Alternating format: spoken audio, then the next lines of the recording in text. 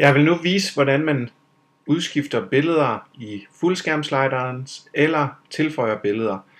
Jeg har forberedt mig lidt, og i min Dropbox har jeg lavet en mappe, der hedder hængeskilte, og der har jeg lagt 3 billeder. Jeg har i Photoshop beskåret dem, så de nu er 1600 pixels i bredden og 600 i højden. Men vi skal have fat i WordPress, og jeg skal logge mig ind på administrationssiden med mit brugernavn og mit password. Så går jeg ned i den slider, der hedder Revolution Slider, som er den, vi bruger til fuldskærmslider. Klikker jeg på den, så kan jeg se, at der ligger en masse i forvejen, som jeg kan bruge som templates. Nu er det hængeskilte, jeg skal lave, og så kunne vi jo passende tage den, der hedder frontskilte. Og jeg laver bare en duplicate, det siger, at jeg duplikerer den slider her, og så får jeg en ny, der hedder slider 11 her. Hvis jeg klikker på den, så for at det lige skal give mening, så kalder jeg den lige hængeskilte. Og alle de andre indstillinger, jamen dem arver jeg jo for den eksisterende frontskilte, så dem vil jeg ikke ændre på. Så går jeg over på hængeskiltet og siger Edit Slides. Når jeg kommer ind på Edit Slides, kan jeg se, at der er 3 slides. Det er jo dem, vi har arvet for frontskiltene. Og hvis jeg klikker på Edit Slide, kan jeg komme ind og lægge tekst og overgang og alle de ting på.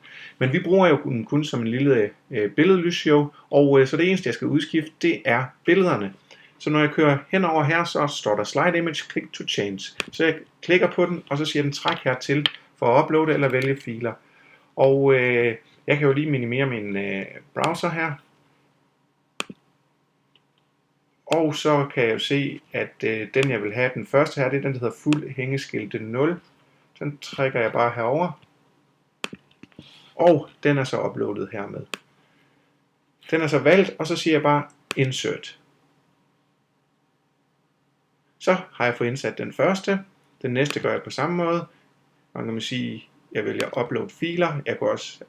Jeg kan trække den, men jeg kan også vælge, og så skal jeg til at navigere mig frem.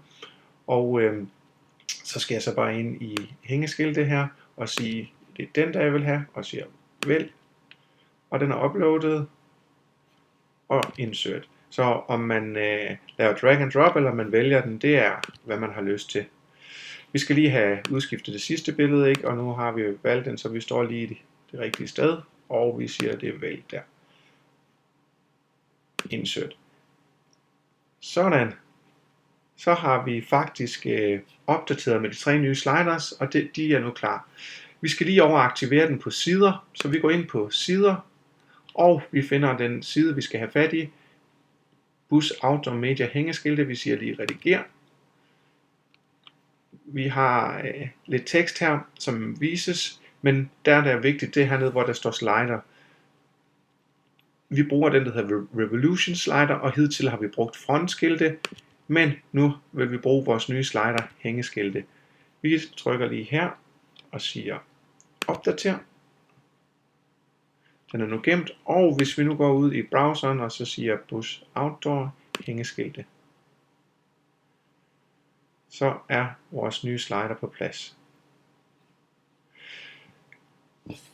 Vi kigger så også lige på venstre sider og kan se slideren der.